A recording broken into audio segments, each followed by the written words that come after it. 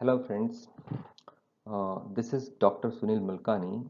In today's class, we'll discuss about foreign trade in India. Foreign trade in India, there are many aspects of foreign trade in India in India, and what we are going to study is we will see the what do you mean by foreign trade in India. What are the different characteristics of foreign trade in India? What were the government of India's foreign trade policy? Long-term foreign trade policy from the time of independence, after independence, how we devised our foreign trade policy and how with the economic reforms it has changed now. So these all broad perspective we are going to study. So in the next slide, we'll talk about the foreign trade in India and its first of all its definition. Then we'll see the characteristics in next slides, and then we'll see the different policies of government of India related to foreign trade in India. Students, in this slide, uh, I'll talk about the definition of foreign trade in India. What do you mean by foreign trade? Countries trade with other countries. It's buying of goods and services from other countries, that is called import, and selling of goods and services to the other countries called exports. Okay, this is what this sum total of this two is the total foreign trade for any country. Okay, so exports and imports combinedly make foreign trade. This is a very basic definition of foreign trade. Now this foreign trade, how it works for India, and mainly there are many characteristics of foreign trade, but three main uh, characteristics we should know. They are the volume or quantum of foreign trade, composition of foreign trade, and direction of foreign trade. These are the very basic things about foreign trade a person should know. So India's foreign trade, if we talk about volume or quantum of foreign trade, what do you mean by that? We mean by how much quantum or volume of foreign trade is done in India. Means how much total export and imports are have been done in India. How much there is means how much there is import of India and how much there is exports for India. If you see the statistical figure here, you can see that it has increased from 1250 crores in 2050-51 export and imports combined to uh, there is 58 lakh 62,433 crore rupees in 2018-19. This much volume has increased, but this is the very clearly this is the monetary value, and here we have not compensated it for the price rise effect, inflation effect. So this should be very much clear in your mind. But anyway, the volume has increased manifold, you can say. uh, but at the same time the deficit in balance of trade increased from rupees 50 crore in 2000 in 1950-51 to rupees 12 lakh 33,575 crore in 2018-19. So here you can see that India's foreign trade volume or quantity has increased manifold, but at the same time balance of trade, deficit in balance of trade has also increased. We have consistent deficit in balance of trade account. Okay, so that is very clear to understand. Over the years the value of imports has increased faster than that of imports exports. This is why there is balance of trade deficit.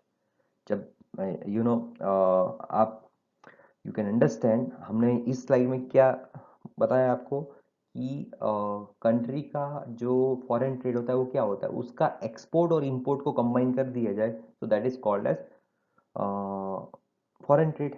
और ये जो foreign trade India में क्या था, India में 1250 crore rupees जो था 2050 51 में जो था, सॉरी 1950-51 में था, जो 18,62,000 433 करोड़ जो है वो 2018-19 में हुआ। ठीक है। और यहाँ पे आपको ये भी समझना है कि जो बैलेंस ऑफ ट्रेड जो है अकाउंट, उसमें जो डेफिसिट था, डेफिसिट का मतलब होता है इंपोर्ट जो है वो एक्सपोर्ट से ज़्यादा हो, तब इस अकाउंट में डेफिसिट होता है। तो इंपोर्ट जो है वो ज़्यादा तेज़ी से बढ़ रहा है कंपैरिजन में एक्सपोर्ट की। तो इसकी वजह से क्या हो रहा है, बैलेंस ऑफ ट्रेड अकाउंट में डेफिसिट आ रहा है। वो डेफिसिट कितना बढ़ा, 50 करोड़ से बढ़ के वो 12,33,575 करोड़ जो है 18-19 में हो गया। So this is what you should understand, that volume has increased, but at the same time deficit in balance of trade has also increased. Now in this slide, look at the composition of India's foreign trade. In this table, you can see that how composition of India's foreign trade has changed. Mindware that when you write if there is a separate question for volume, composition, and direction of India's foreign trade, okay, then you can draw all these tables and you can write extensively on these three aspects of or aspects or characteristics of India's foreign trade. But when you are getting the question on different characteristics of India's foreign trade, then you can write all of this. Okay, so that also we'll see. But let's see in this topic, that is composition of India's foreign trade, how it has changed. So here I have given one of the table where in this table you can see that the different commodity groups, or you can say India's foreign trade composition, the different items of exports and imports are shown here. Composition of foreign trade means what items, what commodities we export, what commodities we import, and how that these commodities and group of commodities changes over the period of time, that we have to see. If you want to see the change in composition, you have to see how the India's import and exports composition is changing. And in composition you can see here in this table, it is commodity groups are divided. Import, there are four commodity groups, and for export also there are four commodity groups. In import you can see there are four commodity groups. First one is food and live animals, chiefly for food. Second one is raw materials and intermediate manufacturing goods, and then third one is capital goods, and fourth one is others. These are the different commodity groups. In export you have agriculture and allied products. The second one is ores and minerals. Third one is manufactured goods, and the fourth one is others. Okay, in this way, the four commodity groups for each import and exports are divided. Now you can see that from 1960-61 to 2013-14, how the composition has changed. Here you can see that in import, uh, we were importing food and live animals chiefly for food, almost 19.1, means almost 20%. Okay, this has changed from 19.1% to only 2.9%. It means that in the production of food and agriculture produce, we have become self-sufficient, self-reliant, and that was very important, because in this is the time period before uh, this was the time period before we had green revolution in India. And mainly the green revolution was introduced in India to deal with the food scarcity in India. We had a lot of food scarcity, and we had to depend on imports from many countries, many developed countries, mainly from US. And because of some factors, this dependence was not favorable for us. So this composition of import has changed. Now you can see the second category, raw materials and intermediate goods. This is what is the, one of the sign when you go for more and more, industrialization. You need more and more raw material, you need more and more intermediate goods. What is raw material? Raw material is generally consumed in the process of production, and intermediate, and they take the final shape. Okay. And intermediate goods are generally some, energy products which are almost consumed in the process of production. So both of these kinds of goods, import has increased because we have gone for industrialization, and for industrialization we need this more. Mainly in this intermediate goods, you can see that we import crude oil, and crude oil's bill is very high. So this is why the percentage of this item is very big in our import. Then capital goods. Capital goods, initially the capital goods proportion was high. It has decreased in value, but in quantity not. It has decreased in value. Okay, keep here in mind, it has decreased in value, but quantity also might have increased. But anyways, this capital goods we try to produce in our own country, because as India has become more and more developing, fast developing, capital goods for our consumption we are already making. For our manufacturing and service industries needs capital goods, we are producing ourselves. So in this way, the composition of India's import has changed. Okay, this is very important to understand how the our country is becoming from underdeveloped to fast developing country. Then our import is also changing. The composition of our import is changing. Now we will see composition of India's exports. In export, you can see that when any country is underdeveloped country, it will more and more export agriculture and allied products. So you can see that agriculture and allied products proportion was very high. Okay, in terms of the percentage in 1960-61. That has decreased to 13.7% in 2013-14. What it shows? It shows the changing characteristics of changing characteristic of our country from underdeveloped to fast developing country. Then again, ores and minerals excluding coal, also the has gone down from 8.1% to 1.8%. In manufacturing goods, now you can see here the manufacturing goods, the proportion has gone up. So what does it mean? It means that we manufacture now many items, and we had done a lot of industrialization in our country also. And others, here others proportion has also gone up. In others you have services export. So you can see that our IT and other services production has increased very much. We had revolution in IT and computers segment. So in 2013-14, that portion was very high, 21%. So it shows that our economy's characteristics have changed very drastically.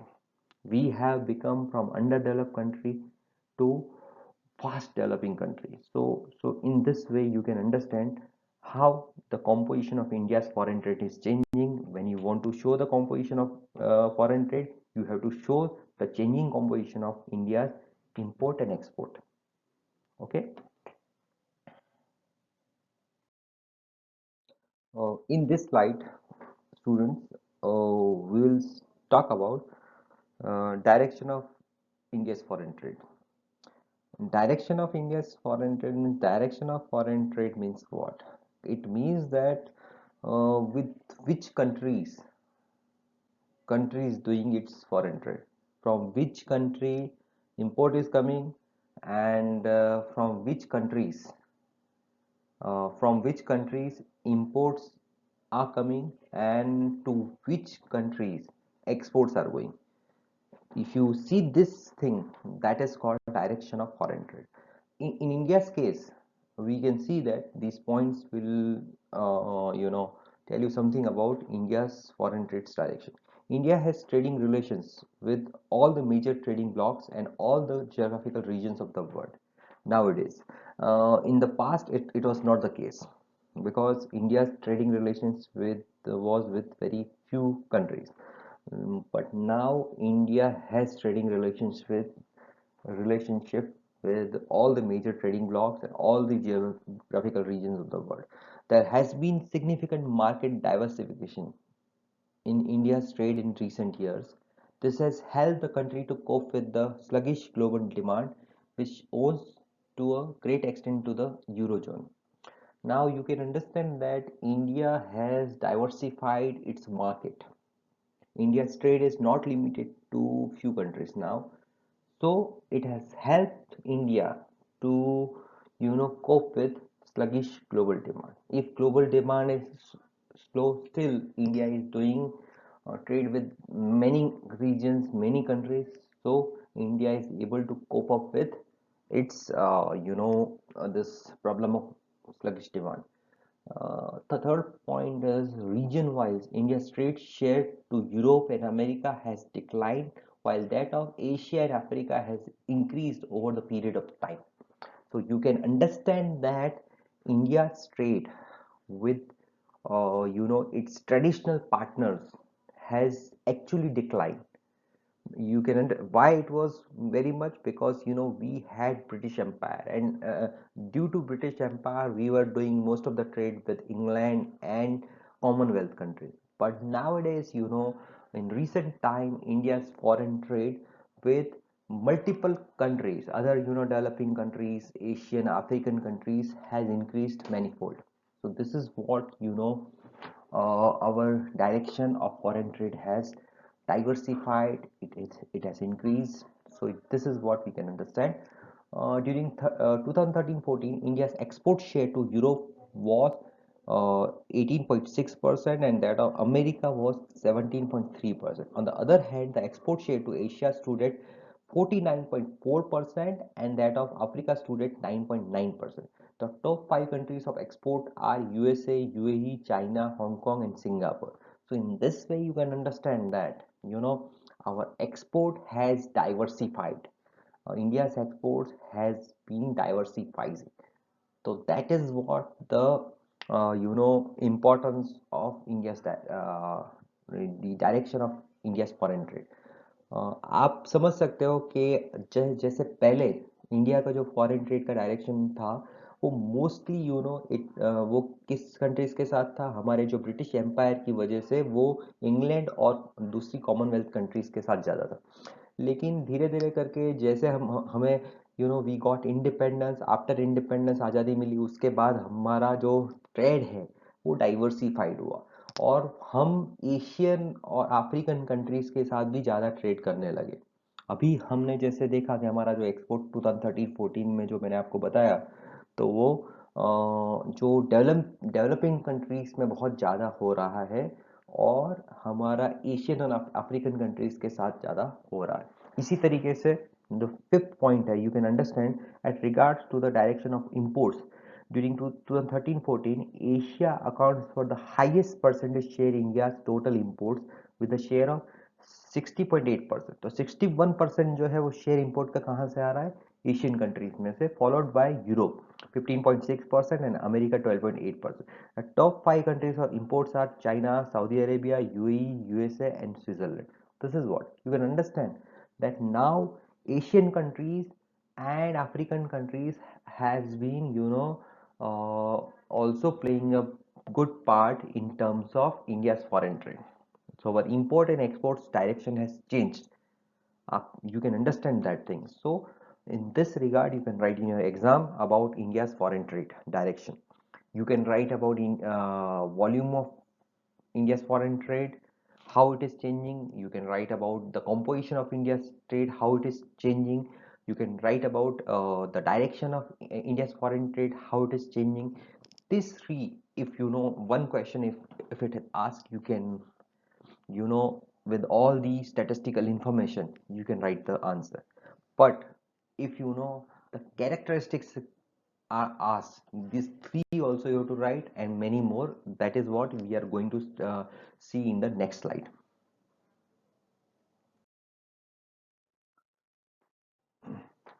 Students, in this slide we'll see the characteristics of India's foreign trade.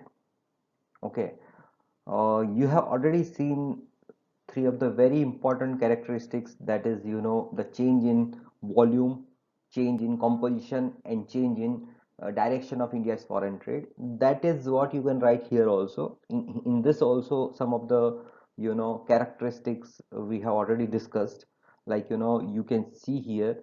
Then see here, characteristic number 5 we have already covered in the first point. Characteristic number 6 and 7, this is the composition of India's export and imports, foreign trade, and direction.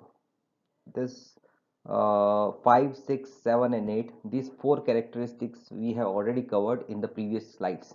Now remaining points we are going to cover in this slide. The first point is increasing share of gross national income. You can understand that India's foreign trade, its share in our gross national income, means our national income, it is increasing. That if you see, compare the data from 1951, 50 51, and now it has increased manifold. Okay, and if you see that from 1990s to present situation also, our uh, means India's foreign trades and its share in its gross national income has increased. This is what you can write there. Some data, you can, I have already sent you the notes. In that some empirical data are given, so you can use that, and you can show the empirical data, that how the share of India's foreign trade in gross national income has increased. Then another point, second point, is less percentage of world trade. This is very important point. India's foreign trade as a part of the world trade is very minimal. If you compare its percentage from the primitive times or ancient times, our share in world trade was very high. In it is believed that in ancient time, India was a major world trade country, and our trade was around 1/4 at that point of time, in ancient time. But recently, due to British policies, our trade percentage has decreased, and uh, we have at the time of independence, when British government was leaving us, and that point of time also our trade was around 2%. And again we adopted closed economy model, so our trade again decreased. And in 1980s, 1990s, our trade percentage, India's share in world trade became around 1%. And recently, due to very many policies to open up our economy and to increase the share in world trade, our trade our share in world trade has increased to 2%, around 2%. So you can understand, still our share in world trade is less. So this is one of the characteristics, that less percentage of world trade.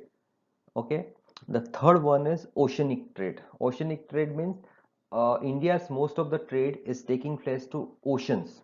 Okay, it's through its ports. So in the fourth point, you can see that we our you know our foreign trade is dependent on very few ports. Some major ports are that like uh, Mumbai, Calcutta, Madras, and means like Chennai and Kolkata. In on these few ports, our dependence is very large. So you can see that our trade is oceanic trade, and it depends on very few ports. So these 4 points you can write very nicely as I discussed, and then the 4 points I already covered in the last some of the slides. Then we come to the ninth point, that is mounting deficit in balance of trade. If you see, I have given the table where in the first slide I have seen that balance of trade. Our balance of trade is increasing, means deficit in balance of payment is balance of trade is increasing. Initially how much it was, and now the data is already given to you. So with those data you can show that there is a mounting deficit in balance of trade. Then the 10th point is trade towards globalization. Now trend towards globalization means our international trade or foreign trade is becoming more and more globalized, because we are globalized country, and now we are on the part of LPG, that is liberalization, privatization, and globalization. So in that way our foreign trade has also become the globalized. Then the last point is changing role of public sector. You can understand that after independence, when we went towards uh, economic planning, we gave more importance to public sector. In foreign trade also, more importance was given to public sector. But now there is a changing role of public sector is changing, and its role is also changing. So in foreign trade also, public sector is trying to increase its share. So in this way you can understand that our foreign trade having these all characteristics, you can understand.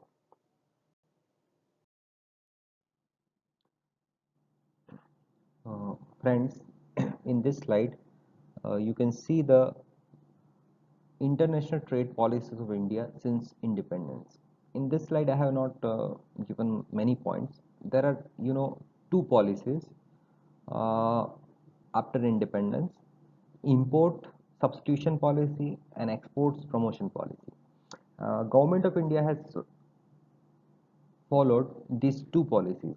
Initially, in the first phase of planning, before uh, economic reforms were undertaken in India, uh, we have implemented imports substitution policy, because we had a policy of self-reliance and self-sufficiency. After India got independence, uh, Indian government followed a closed economy model, and closed economy model, the appropriate policy for closed economy model was imports substitution policy. Means we went for industrialization of our economy, industrialization of our uh, economy, and we promoted self-reliance, self-sufficiency in terms of production. So for that, we tried to substitute our imports. We were dependent on imports from many countries, many developed countries, mainly England, because we were ruled by that country. So Britain and other Commonwealth countries, import was very substantial, and this imports we wanted to substitute, we wanted to become self-reliant. So that is why in the initial years of planning, mainly before economic reforms were undertaken in India, that almost 40 years of planning, we implemented mainly import substitution policy. Gradually, after 17 and 80s mainly, we liberalize our economy. We started to liberalize our economy, and after 1991 economic reforms, we openly followed exports promotion policy. But before that, mainly in 60s, 70s, and 50s, 60s, and 70s. We followed import substitution policy. We wanted to establish the socialistic pattern of society. So for socialistic pattern of society, a socialistic kind of economy, generally it will have import substitution policy. For import substitution, you can understand that we went to develop our heavy and basic industries, and we went towards heavy industrialization for Indian economy. Uh, in that regard, the second 5-year plan, we implemented Nehru Mahalanobis model, and this model, stressed on the development of heavy and basic industries. And these heavy and basic industries, through this basic and heavy industries, we wanted to industrialize our economy, and we wanted to substitute our imports. We mainly gave more emphasis on the import substitution in at that point of time. So import substitution was the main policy implemented in the first phase of planning up to 1991. After 1991, from 1980s, the liberalization current was started in India. We tried to liberalize our sectors, but mainly after 1991 economic reforms, we implemented this export promotion policy explicitly. And mainly, you if you can understand, uh, we cannot have export promotion policy when we are following import substitution policy, because one at the point of time, you can understand, if we don't allow exports of others, how they will allow our export. That is a common sense. So export promotion policy was implemented more explicitly after 1991 economic reforms. At that point of time, the policy of LPG, that is liberalization, privatization, and globalization, was the very important policy was at that point of time. So in according to that, we promoted our exports, and for promoting our export, we government of India implement many policies. They have taken many reform measures. In that context, you can see that we try to liberalize our industries. We try to improve, reform our public sector.